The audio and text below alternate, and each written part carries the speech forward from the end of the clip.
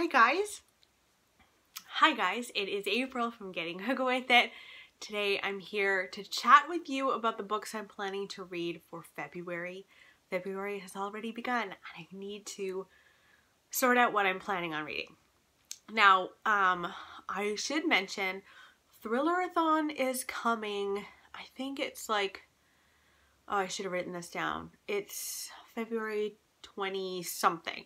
So that last little bit of February, I'm going to be dedicating at least one of the weeks to reading thrillers. I'm not going to include those books here because I do have other books that I'm hoping to get to. I'll do a whole different TBR for Thriller-a-thon. But, oh, that was a really long intro. Let's get into it.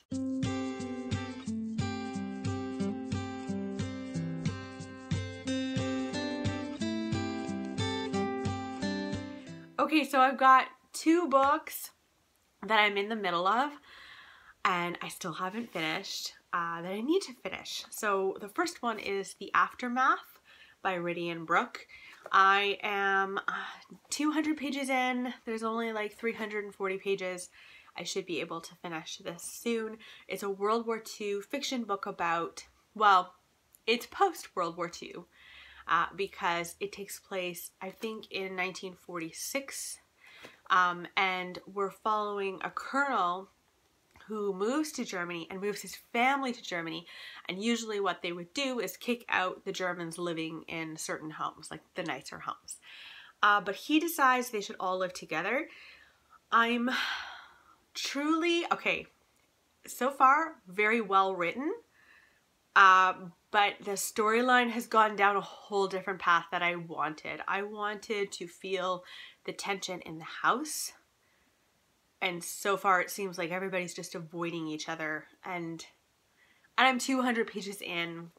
I'm going to finish it, but yeah, I'm not adoring it. But the writing is so good. Anyway, just the way that she constructs a sentence is really gorgeous. So I have to finish that. I'm listening to a thriller, actually, Everything You Want Me to Be by Mindy Mejia. And I love this. This is really, really well done. I wouldn't say that I'm being like blindsided or anything in this book. It's a thriller that has twists and turns, but it's the grittiness that I love.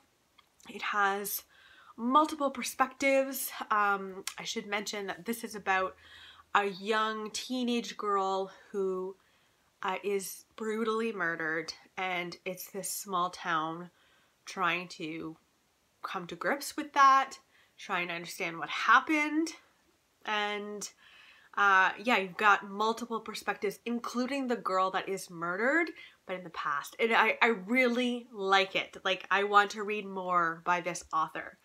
I don't know if she has any more on her backlist or if this is like a debut, but wow, this is really good. My girls picked this up for me. I have some wonderful friends, and while I was out for the count, off sick, they showed up with a little care package and this was in it, and they obviously really know my taste because it's really fun.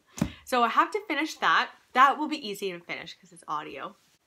Now the book that I chose for the Revisit My February Haul With Me video was The Essex Serpent. It is snowing like crazy right now. And this reminds me so much of spring.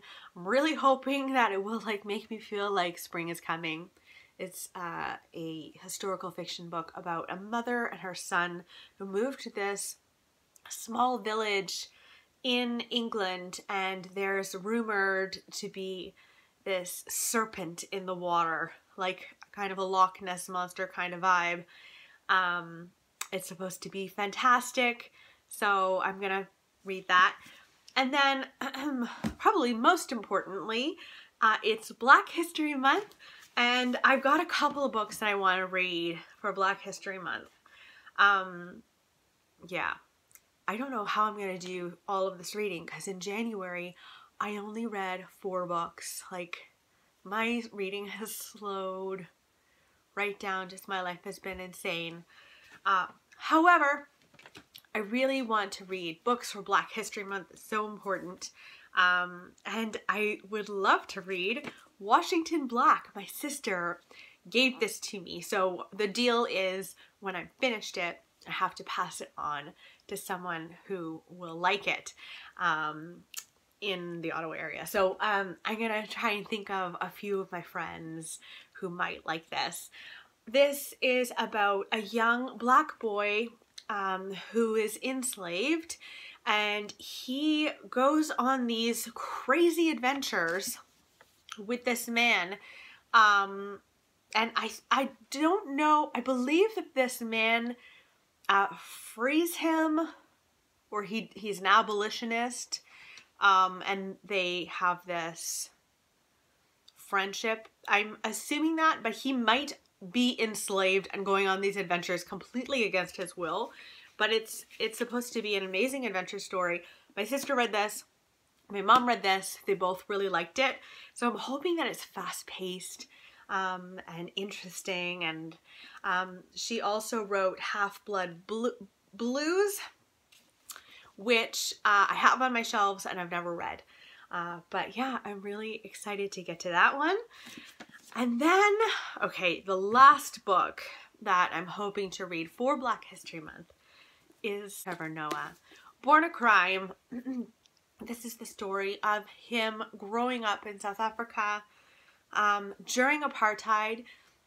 His mom was Black and his dad was white, and he, in essence, was born a crime. And there was just an insane amount of dangers that he went through in South Africa.